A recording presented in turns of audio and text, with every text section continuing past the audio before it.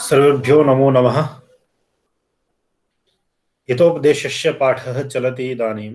हितोपदेशे भूमिकायां यत् किमपि उच्यते, यत् विद्यायाः किं फलमस्ति, विद्यायाः किं महत्त्वमस्ति, तदेव आचार्य भट्टनारायणेन, कविना भट्टनारायणेन उच्यते, तदेवत्र पठ्यते। बहु सरलभाषया ते कथयन्ति, श्लोकरूपेण ये विद्याशस्त्रस्य शास्त्रस्य द्वे विद्ये प्रतिपत्तये। इदानीं पर्यन्तं यत् पठितं तदेव रिकेप् कुर्मः। विद्याशस्त्रस्य शास्त्रस्य द्वे विद्ये प्रतिपत्तये आद्याः स्याय वृद्धत्वे द्वितीया ध्रियते सदा। यत् शस्त्रस्य शास्त्रस्य च विद्याद्वयं भवति, तत् एक शस्त्रविद्या भवति, एका शस्त्रविद्या, एका शास्त्रविद्या। तयोः ताभ्यां विद्याभ्यां किं भवति, ताभ्यामेव अस्मिन् संसारे प्रतिपत्तयः भवन्ति, समृद्धयः भवन्ति, प्रसिद्धयः भवन्ति। तासु तयोः विद्ययोः आद्या या विद्या भवति, शस्त्रस्य या विद्या भवति, सा तु वृद्धत्वे, सा वृद्धे वयसि सा हास्याय भवति, उपहासत्वं प्राप्नोति। किन्तु या शास्त्रस्य विद्या भवति, या शास्त्र विद्या भवति, सा तु सदा आद्रीयते। सदा वयसा अपि देशेषु अपि स्वदेशे पूज्यते राजा, विद्वान् सर्वत्र पूज्यते इति यदुक्तं, तत्तु सर्वत्र भवद्भिः श्रुतमेव। इदानीम् अग्रे चलामः कि जो बच्चे होते हैं उन्हीं को ये नीति कथाएं देना, ये नीति कथाएं पढ़ाना कहाँ तक अच्छा है, क्यों उनको पढ़ाना चाहिए, क्यों कोई अगर गर्भवती माताएं हैं उनको भी ऐसी शिक्षाप्रद कहानियां पढ़नी चाहिए, जिससे कि उनके उदरस्थ शिशु पर भी इसका अच्छा प्रभाव हो। तो क्या कहते हैं कि यन्नवे भाजने लग्नः संस्कारो नान्यथा भवेत्, कथाच्छलेन बालानां नीतिस्तदिह कथ्यते। देखिए, बहुत अच्छा श्लोक है। यन्नवे भाजने लग्नः संस्कारो नान्यथा भवेत्, कथाच्छलेन बालानां नीतिस्तदिह कथ्यते। कहते हैं आचार्य भट्टनारायण कि यत् नवे भाजने लग्नः संस्कारो न अन्यथा भवेत्। यथा, यत्, यत नवे, यन्नवे संधि हुई, यत नवे, जैसे कि यस्मात् कारणात्, यत का मतलब होगा यहाँ पर यस्मात् कारणात्, जिस कारण से, अर्थात जैसे।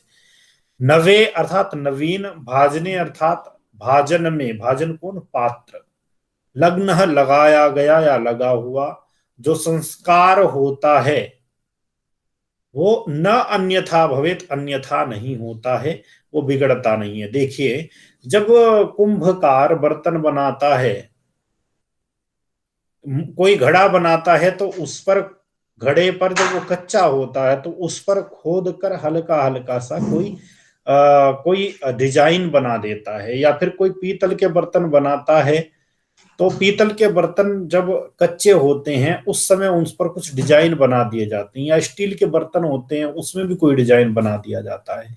जिस समय वो कच्चा होता है, वो पका नहीं है, उस समय कोई डिजाइन बना दिया गया, तो वो संस्कार, जो उसमें वो संस्कार कर दिया गया, जो उसमें शोभा की कुछ चीज बना दी गई, या कुछ भी निशान उस पर कर दिया गया, वो निशान, वो संस्कार न अन्यथा भवेत, वो अन्यथा न भवेत, अन्यथा नहीं होता, अर्थात वो बिगड़ता नहीं है ना।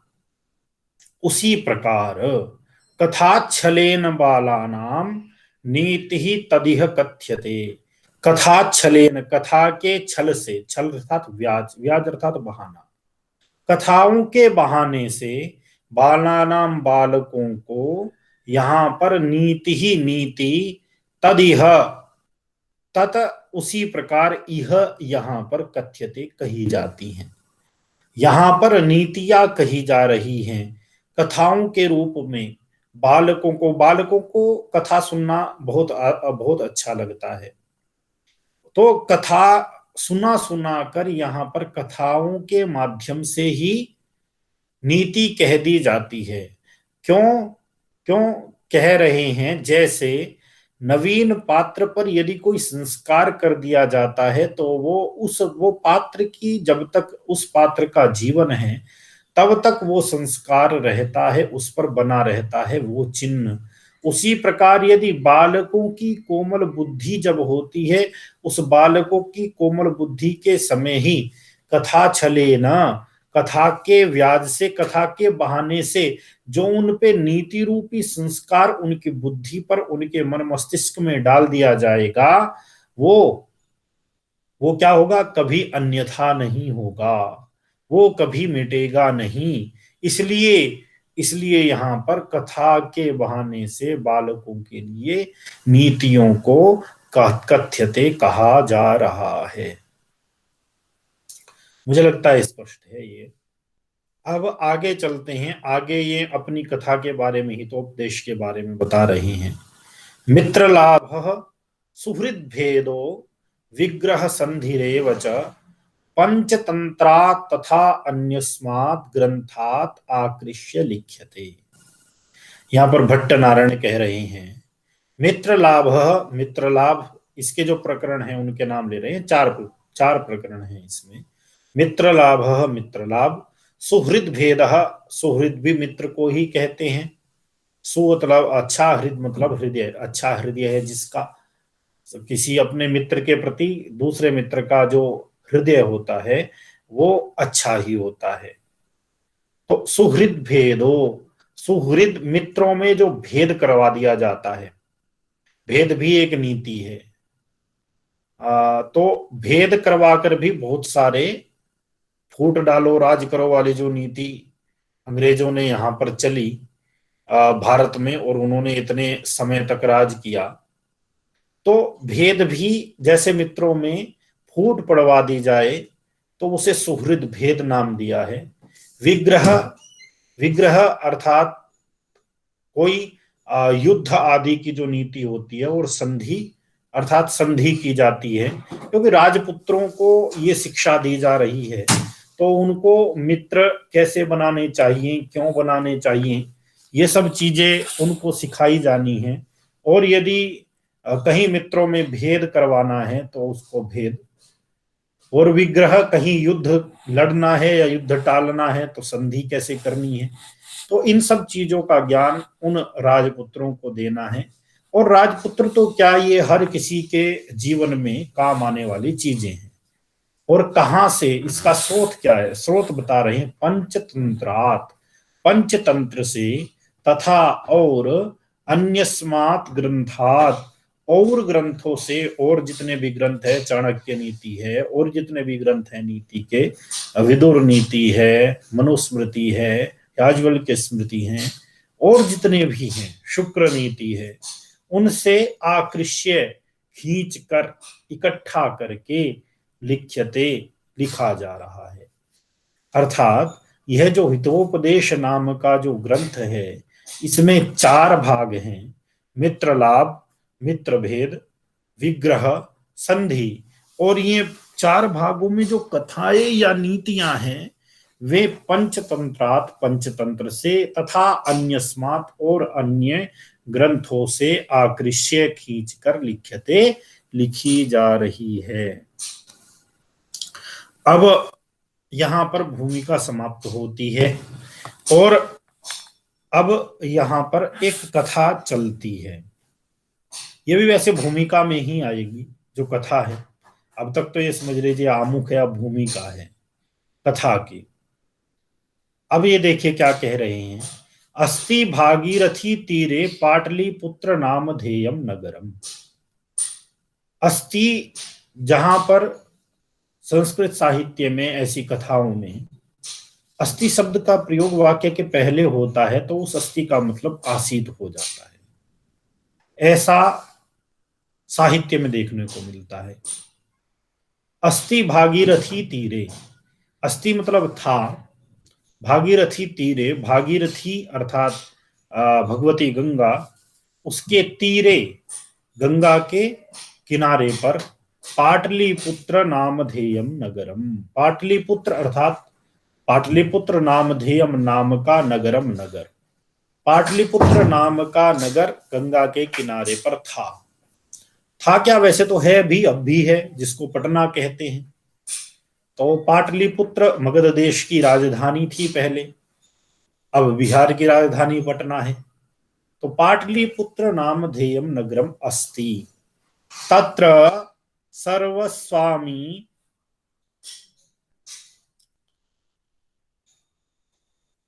तत्र वहां पर, सर्वस्वामी गुणोपेतः,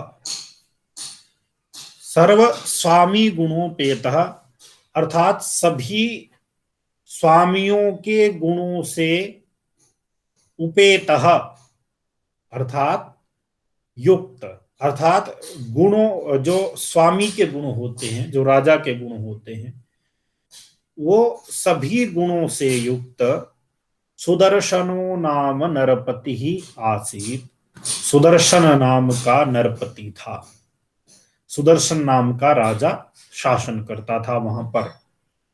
स भूपति ही, वह भूपति, वह राजा, एकदा एक बार, केनापि किसी के द्वारा, पठ्यमानम पढ़े जाते हुए, श्लोक द्वयम दो श्लोकों को, सुश्राव सुनता है, उसने सुने। स भूपति ही, वह भूपति, वो जो भूपति है, जो वो राजा था, कौन राजा था, सुदर्शन नाम का राजा, एकदा उसने एक बार, केनापि पठ्यमानम किसी के द्वारा पढ़े जाते हुए, यहाँ पठ्यमानम में शानच प्रत्यय आया, पढ़े जाते हुए, श्लोक द्वयम, श्लोक द्वय, दो श्लोकों को, सुश्राव सुना, सुश्राव ये श्रु धातु का लिट लकार का, लिट लकार प्रथम पुरुष एक वचन का रूप है, सुश्राव, शुश्रुवतु, शुश्रुवहु, सुश्राव लिट लकार, जैसे कि आप लोगों को पता है कि अनद्यता, ये अपरोक्ष भूत में होता है, जो परोक्ष है, आंखों के सामने जो हमने नहीं देखा है, ऐसा जो भूतकाल है उसमें लिट लकार का प्रयोग होता है। तो सुश्राव यहां पर कि दो श्लोकों को सुना, क्योंकि ये जो कथा है ये जब की है जब हमें उस काल का नहीं ज्ञान है प्रत्यक्ष रूप से, तो परोक्ष है। कौन कौन से दो श्लोक सुने? अनेक संशयोच्छेदी परोक्षार्थस्य दर्शकम, सर्वस्य लोचनम शास्त्रम, यस्य नास्त्यंध एव सः, अनेक संशयोच्छेदी परोक्षार्थस्य दर्शकम, सर्वस्य लोचनम शास्त्रम, यस्य नास्त्यंध एव सः, अनेक संशय का उच्छेद करने वाला, न एक, अनेक, अनेक अर्थात बहुत सारे, संशय अर्थात संदेह, उसका उच्छेदी अर्थात उच्छेद करने वाला, अनेक प्रकार के संशयों का निवारण करने वाला, अनेक प्रकार के संदेहों का निवारक, जो विनाशक होता है। क्या कहा जाता है, गीता में कहा गया है कि संशयात्मा विनश्यति, जो संदेह में रहता है, जो संशय में रहता है, वो विनाश को प्राप्त होता है। तो संशय का जो किसके बारे में कह रहे हैं, सर्वस्य लोचनम शास्त्रम, शास्त्र के बारे में कहते हैं। शास्त्र कैसा होता है, अनेक संशय छेदी, अनेक संशय का उच्छेद करने वाला, अनेक संदेहों का निवारण करने वाला शास्त्र होता है। और परोक्षार्थस्य दर्शकम, परोक्ष जो अर्थ होते हैं, परोक्ष जैसे मैंने अभी बताया, परह अक्ष, जो अक्ष से, जो अक्षी से, जो आंखों से परे है, दूर है, उसको कहते हैं परोक्ष। परोक्ष प्रति अक्ष प्रत्यक्ष, जो आंखों के सामने है उसको प्रत्यक्ष कहते हैं। और पर अक्ष, जो अक्ष से परे है, जो आंखों से परे है, जो आंखों से के सामने हमें नहीं दिखाई देता है, उसको परोक्ष कहते हैं। तो परोक्ष का जो अर्थ है, परोक्ष में जो अर्थ है, अर्थ अर्थात विद्या या प्रयोजन या फिर कुछ भी चीज हो सकती है, उसका दर्शकम, उसको दिखा देने वाला, वो क्या होता है? सर्वस्य लोचनम शास्त्रम, सभी का लोचन, आंख कौन है? शास्त्र है। शास्त्र जो है वो सभी की आंख है। परोक्षार्थस्य दर्शकम सर्वस्य लोचनम शास्त्रम। देखो इसको और थोड़ा हा समझते हैं। यदि किसी विषय में संशय होता है तो फिर क्या होता है?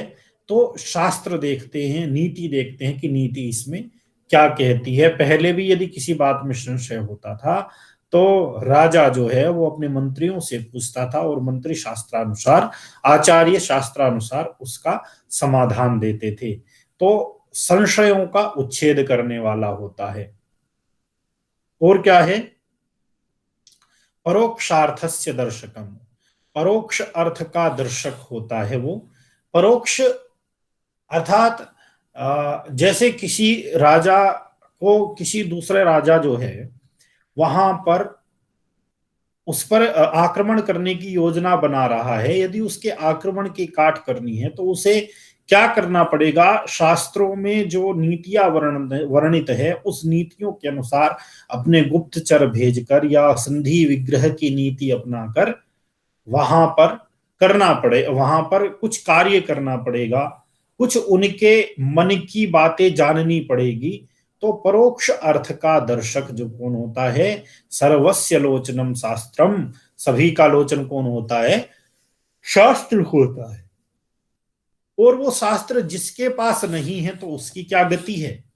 कह रहे हैं यस्य नास्ति, वो सभी का लोचन कौन होता है? जो शास्त्र, कि सभी का शास्त्र रूपी लोचन, जो सभी की आंख है, जो एक दर्शन कराने वाला, दिखा देने वाला एक अंग है, वो जिसके पास नास्ति नहीं है, अंध एव सह, वह तो अंधा ही है।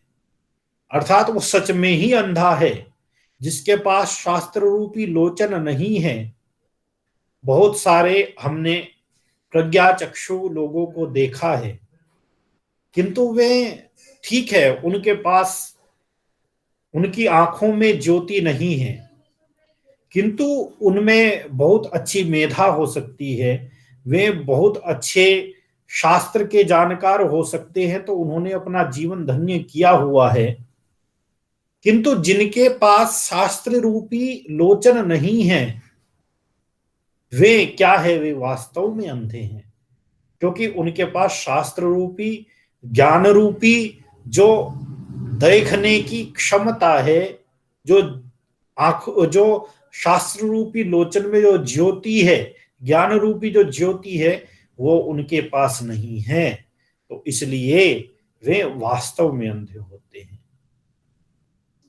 दूसरा श्लोक क्या था?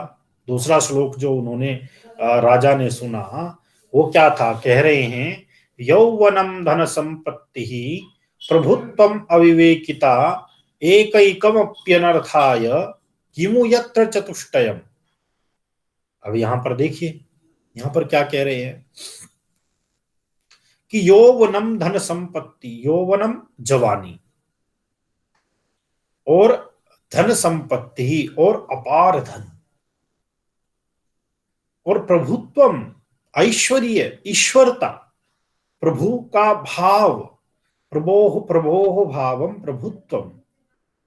कोई राजा होगा, यदि उसका बेटा होगा तो वो तो राजकुमार होगा, उसे तो, उसे क्या मिला है? उसे गर्भ से ही ऐश्वर्य मिला है। इसलिए शुकनाशोपदेश में जब जब शुकनाश जो है वो चंद्रापीड़ को कहते हैं गर्भेश्वरत्वम अभिनव यौवनत्वम अप्रतिम रूपत्वम, अप्रतिम रूपत्वम और भी कहते हैं कि शक्तित्वम चेति इति अनर्थ परंपरा, कि हे चंद्रापीड़, विदित वेदितव्यस्य अधीत शर्व शास्त्रस्य ते नाल्पमुप्युपदेष्टव्यमस्ति। सुखनास कहते हैं कि तुमने सभी शास्त्रों को अधीत कर लिया है, फिर भी तुम्हें बहुत ज्यादा उपदेश देने की आवश्यकता नहीं है। तुम युवराज बन रहे हो, राजा तुमको बनना है, तुम्हें बहुत ज्यादा उपदेश देने की आवश्यकता नहीं है, किंतु फिर भी गर्भेश्वरत्वम अभिनव यौवनत्वम, गर्भ से तुम्हें ईश्वरता प्राप्त हुई है, ऐश्वर्य प्राप्त हुआ है, तुम्हें प्रभुता प्राप्त हुई है, और अभिनव यौवनत्वम, तुम पर अभी अभिनव यौवन आया है, और अमानुष शक्तित्व चेती, और अमानुषी शक्ति, क्योंकि तुम्हारे पास बहुत ज्यादा शक्ति है, इसलिए तुमको उपदेश देना और भी ज्यादा आवश्यक है। इसलिए सुखनाशोपदेश जो है वो इसी के ऊपर है। यहां भी कह रहे हैं कि यौवनम धन संपत्ति, एक तो यौवन, एक जवानी, और एक धन संपत्ति। धन संपत्ति का नशा बहुत बुरा होता है। और प्रभुत्वम, प्रभुता, राजा हो, राजकुमार, राजकुमार हैं इसके पास भी, इस राजा के पास भी, तो प्रभुत्वम अर्थात प्रभुता, ऐश्वर्य, ईश्वरता का भाव, और अविवेकिता, और विवेकी ना होना, और उस पर विवेकी ना होना, कर्तव्य अकर्तव्य की समझ ना होना, अविवेकी होना, इनमें से, इन चारों में से एक एकैकम अपि अनर्थाय, एक एक भी अनर्थाय, अनर्थ के लिए पर्याप्त है ना। एकैकम अपि अनर्थाय, एक एक भी अनर्थ के लिए पर्याप्त है। किमु यत्र चतुष्टयम, और जहां पर ये चारों चीजें हो वहां तो कहना ही क्या है। किमु यत्र, जहां पर, किमु चतुष्टयम, चतुष्टयम किम उ, जहां पर ये चारों हैं वहां क्या कहना, वहां तो कुछ भी नहीं कहा जा सकता, वहां तो विनाश होना ही होना है। अच्छा, अब एक एक चीज को देखते हैं हम, यौवन से कैसे विनाश होता है। कोई जवान है और उसको यदि उसमें विवेक नहीं है, कर्तव्य कर्तव्य का बोध नहीं है, तो जवानी में क्या होता है, जवानी में शक्ति बहुत होती है, तो वो अपनी शक्ति का क्या करेगा, दुरुपयोग करेगा, अपनी शक्ति को, निर्बल को सताने में लगाएगा। क्या करेगा, विद्या विवादाय धनम मदाय शक्ति परेशान पर पीड़नाय, खलस्य साधो विपरीतमेत ज्ञानाय दानाय च रक्षणाय। तो वो क्या करेगा, अपनी शक्ति का दूसरे को पीड़न में उसको दुरुपयोग करेगा, और वो उत्पीड़न, वो जो पीड़ा देगा, तो फिर उसका जो फल मिलेगा वो उसको विनाश की तरफ अवश्य ही ले जाएगा। और धन संपत्ति, संपत्ति का नशा तो बहुत बुरा होता है। अगर कोई थोड़ा सा अमीर बन जाए तो क्या होगा,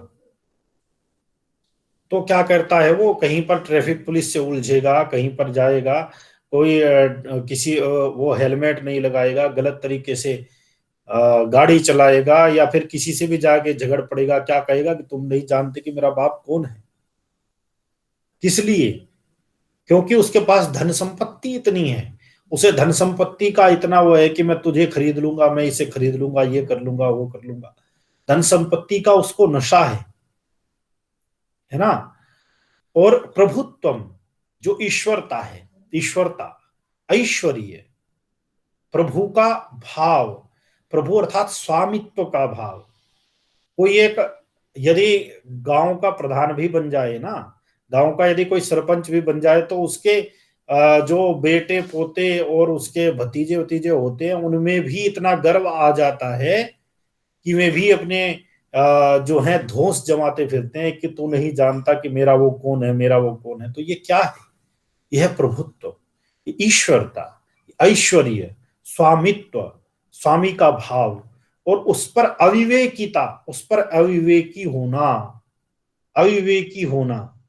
तो वो क्या है, जैसे आजकल तो पॉलिटिक्स में भी बहुत सारे उदाहरण हमको देखने को मिलते हैं कि जहां पर प्रभुत्व भी है, उनके पास धन संपत्ति भी है, यौवन बीत चुका फिर भी यौवन अपने आप को युवा कहते हैं, और विवेक उनके पास है ही नहीं, फिर भी वो अपने आप को प्रधानमंत्री के दावेदार से कम नहीं समझते हैं। वो क्या है, वो अविवेकिता है, सारी चीजें उसके पास है, और अविवेकिता भी है तो वहां पर तो विनाश होना ही है, जैसे उस दल का हो रहा है।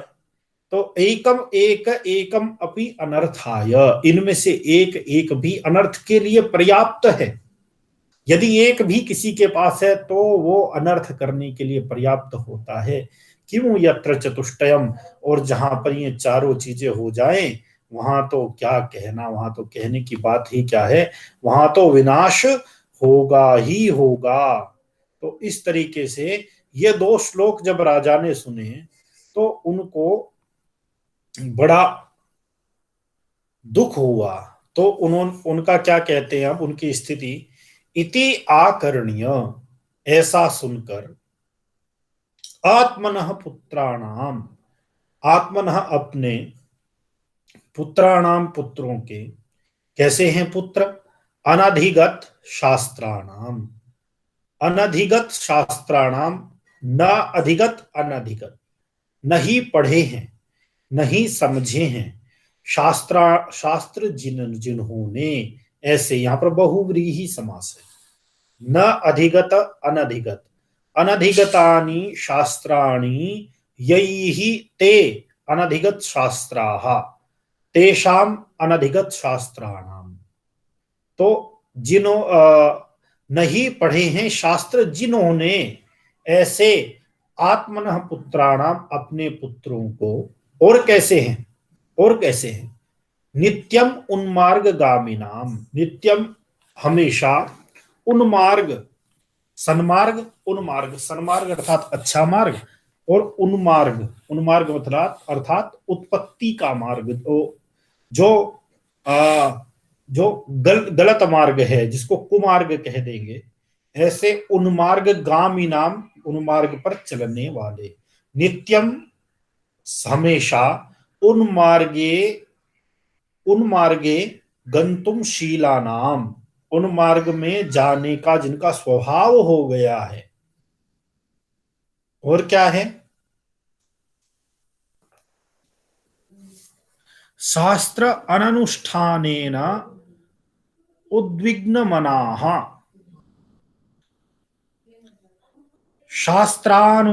शास्त्रानुष्ठानेन, अच्छा यहां पर देखिए, शास्त्र अन अननुष्ठानेन नित्यम उन्मार्ग गामिना, देखिए यहां पर हेतु दिया है, वे नित्य उन्मार्ग गामी क्यों हैं, क्योंकि शास्त्र अननुष्ठानेन, हेतु दे रही हैं क्या, कि शास्त्र के अनुष्ठान न करने के कारण, शास्त्र का अध्ययन न करने के कारण जो नित्य उन्मार्ग के गामी हो गए हैं, अर्थात वे नित्य ही उन्मार्ग पर चलने वाले हो गए हैं। वे हमेशा क्या करते हैं, वे हमेशा उन्मार्ग के हमेशा गलत मार्ग पर चलते हैं, कभी किसी को सताना, कभी किसी को बुरा भला कह देना, कभी किसी साधु सज्जन को मार देना। अब राजा के पुत्र हैं, कुछ भी कर सकते हैं, तो वे नित्य ही गलत मार्ग पर चलने वाले हो गए हैं। क्यों, क्योंकि उन्होंने शास्त्र का अनुष्ठान नहीं किया है। इस कारण उद्विग्न मनाहा, उद्विग्न मनाहा, उद्विग्न अर्थात चिंतित, मनाहा मन वाला, उद्विग्नम मनः यस्य स उद्विग्न मनाहा, बहुरी समास।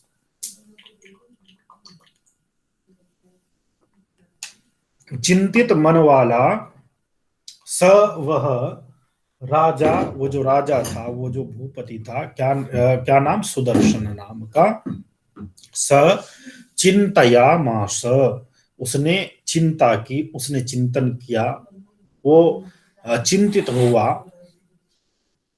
क्या, अब वो सोच रहा है, बड़ा चिंतित है, क्या कह रहा है, कोऽर्थः पुत्रेण जातेन यो न विद्वान् न धार्मिकः, ताणेन चक्षुषा किं वा चक्षु पीड़ैव केवलम। क्या मतलब हुआ?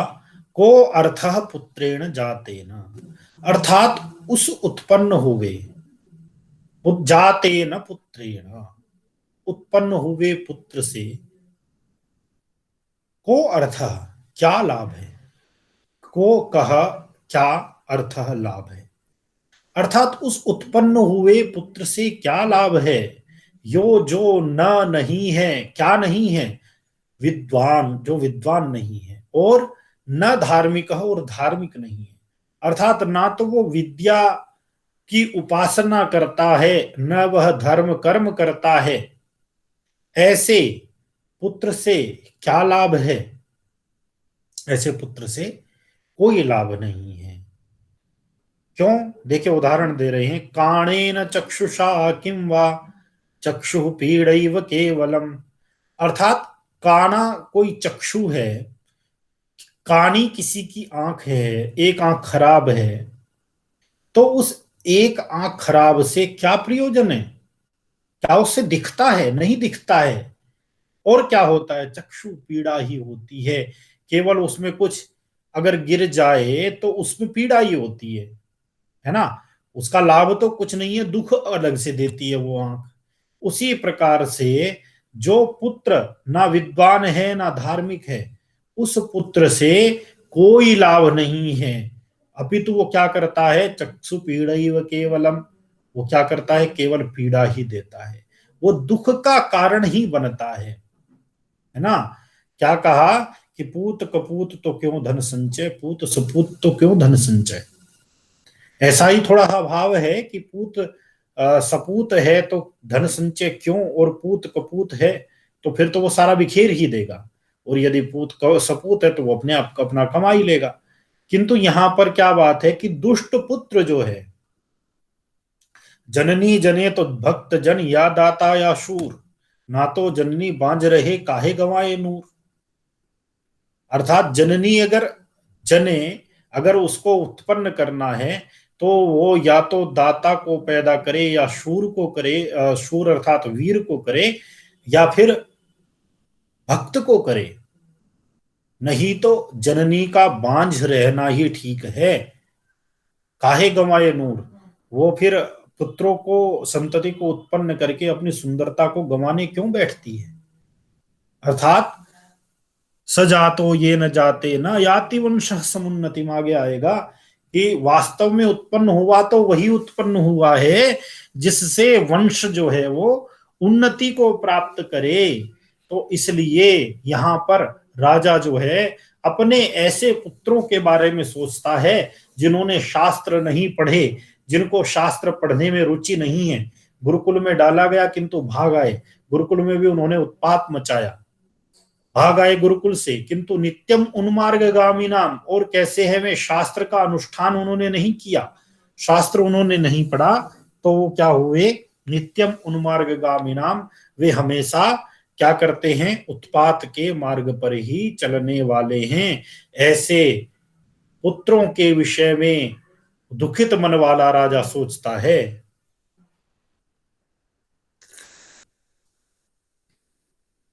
क्या सोचता है? यही कि को अर्था पुत्रेण जाते, कि जो विद्वान नहीं है, धार्मिक नहीं है, ऐसे पुत्र का उत्पन्न होने से क्या लाभ है। जैसे काना जो आंख होती है, कानी जो आंख होती है, उससे कोई लाभ नहीं होता है, यदा कदा वो पीड़ा ही देती है।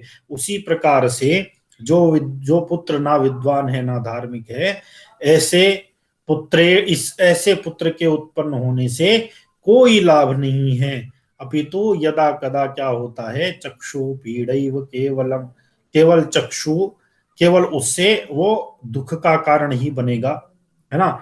कोई उत्पाती पुत्र यदि पैदा हो जाए तो क्या होगा? पूरे गांव भर में वो जाके परेशान करेगा लोगों को, और उसकी शिकायतें आएंगी घर में, तो घर वालों को क्या होगा? वो क्या होगा? पीड़ा का कारण होगा, उनके दुख का कारण होगा। इसलिए ऐसे पुत्र से तो क्या अच्छा है। देखो आगे बता रहे हैं, अजात मृत मूर्खाणाम वरम आद्यौ न चान्तिमः, सकृत दुख करौ आद्यौ अंतिमस्तु पदे पदे। तीन बात बता रहे हैं। क्या? अजात जो उत्पन्न नहीं हुआ है, मृत अर्थात मर गया है, और मूर्ख अर्थात जिसको कर्तव्य अकर्तव्य का बोध नहीं है, जो बेकार में इधर उधर घूमता है, दूसरों को परेशान करता है, जो दुष्ट है, ऐसे पुत्रों में से वरम आद्यौ, आद्यौ वरम जो पहले दो हैं, प्रथमा विभक्ति द्विवचन आद्यौ, अजात मृत मूर्ख, इन में से जो पहले दो हैं, पहले दो कौन कौन है? अजात अर्थात जो उत्पन्न नहीं हुआ है ना, किसी को पुत्र उत्पन्न ही नहीं हुआ या उत्पन्न होकर मर गया है ना, ये दो ठीक हैं तीसरे की अपेक्षा। न च अंतिम, अंतिम तो बिल्कुल भी ठीक नहीं है। तीसरा कौन? मूर्ख, जो मूर्ख पुत्र हो। क्यों? कह रहे हैं सकृत दुख करो आद्यऊ, सकृत अर्थात एक बार, दुख करो आद्यऊ है ना, आद्यऊ अर्थात जो पहले दो हैं वे दुख करो, दुख करने वाले, दुख देने वाले, दुखदाई हैं। सकृत अर्थात एक बार, दुख करो दुख देने वाले हैं, दुखदाई होते हैं पहले दो। अंतिम तु पदे पदे, और जो अंतिम पुत्र, अंतिम जो है ना इनमें, इन तीनों में अंतिम मूर्ख, वो तो क्या होता है? अंतिम तु, वो तो क्या होता है? पदे पदे, पद पद पर, हर हर पद पर, हर कदम पर, जीवन में हर समय क्या करता है वो? दुख करह, वो दुख देने वाला होता है।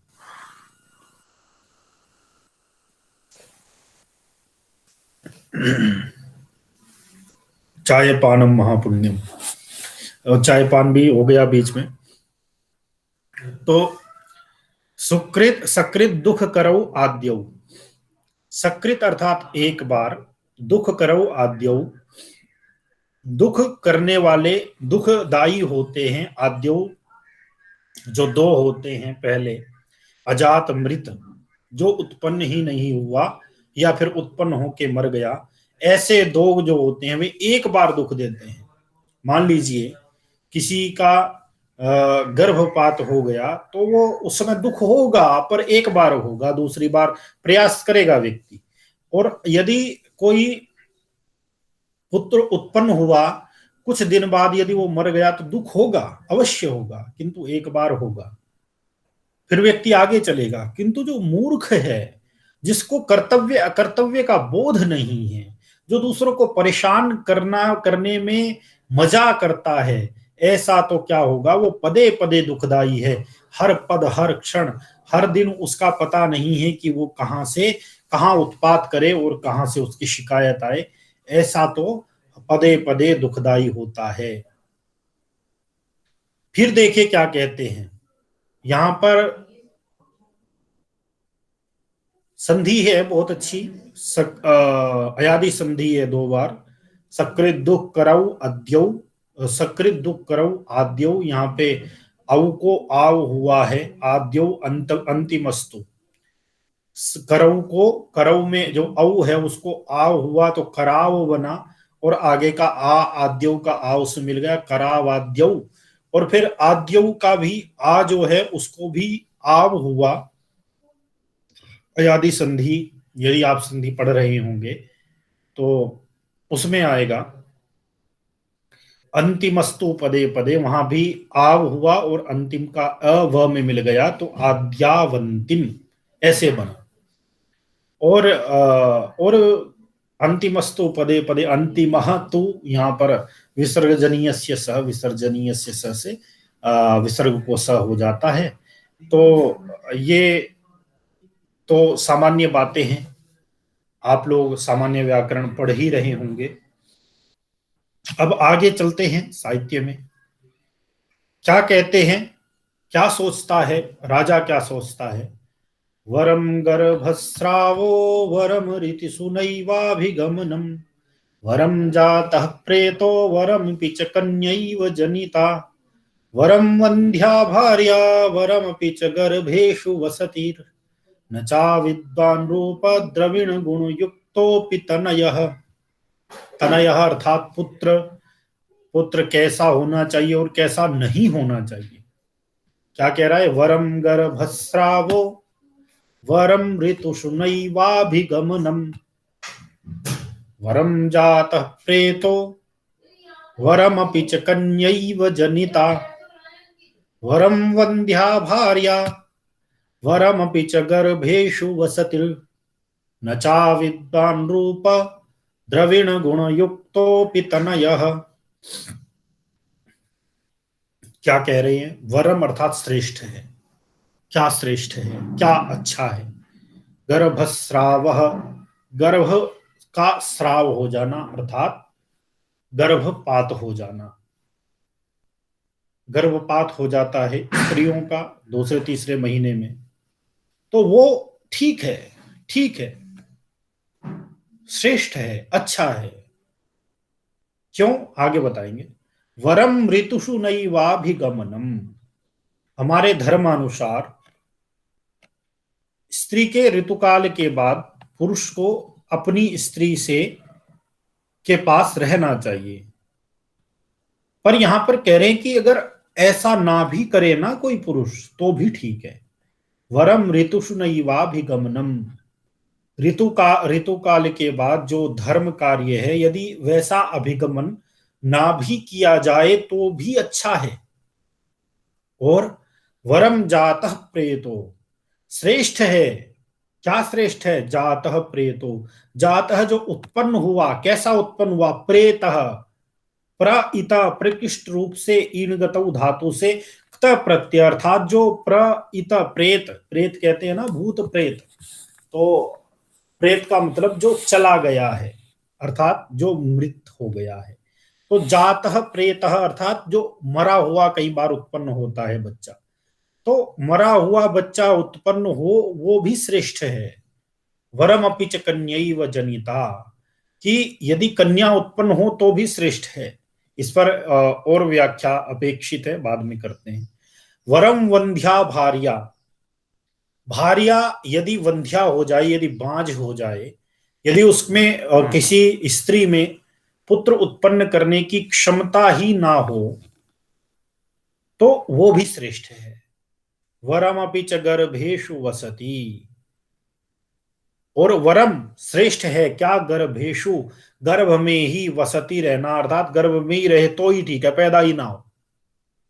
किंतु न च अविद्वान, किंतु अविद्वान अर्थात जो विद्या जिसके पास नहीं है ऐसा, रूप द्रविण गुणयोपि तनयः न वरम, न तनयः, तनयः कैसा?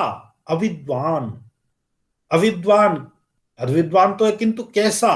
रूप द्रविण गुण युक्तो अपि, रूप अर्थात रूप वाला, रूपवान, द्रविण अर्थात धन वाला, गुण युक्त अपि, यदि कुछ थोड़ा बहुत गुण हो तो भी, अविद्वान तनयः न परम, अविद्वान अर्थात जिसके पास विद्या नहीं है, जिसके पास शास्त्र रूपी चक्षु नहीं है, ऐसा अविद्वान जो तनय है, पुत्र है, वह न वरम, वर नहीं है, श्रेष्ठ नहीं है।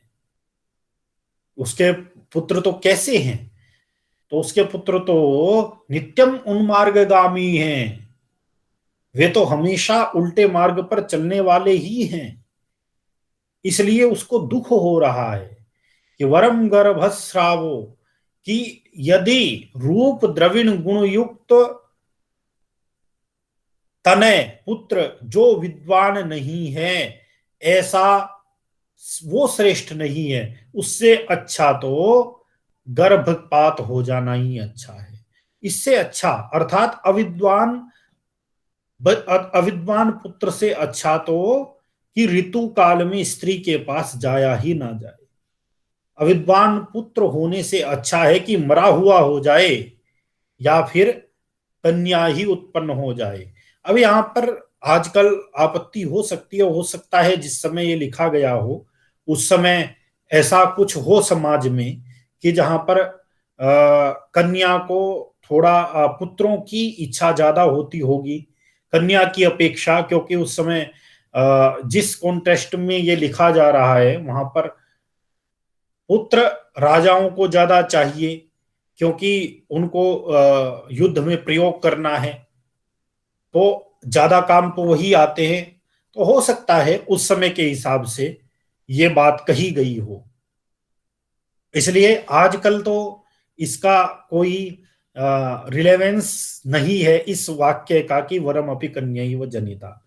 इसको ज्यादा अपनी बुद्धि बुद्धि के से लगाने की आवश्यकता आज के समय में नहीं है इस वाक्य को।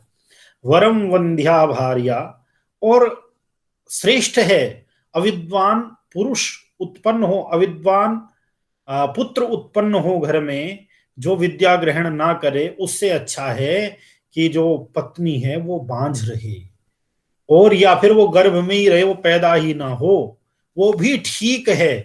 किंतु रूप द्रविण गुण युक्त अपि तनयः, रूप द्रविण और गुण से युक्त होने पर भी अविद्वान तनयः न वरम, जो अविद्वान होता है पुत्र वह श्रेष्ठ नहीं है, वह बिल्कुल श्रेष्ठ नहीं है। तो ऐसी बात सोचकर राजा जो है वो परेशान हो जाते हैं। अब आज का पाठ जो है हम यहीं पर समाप्त करेंगे।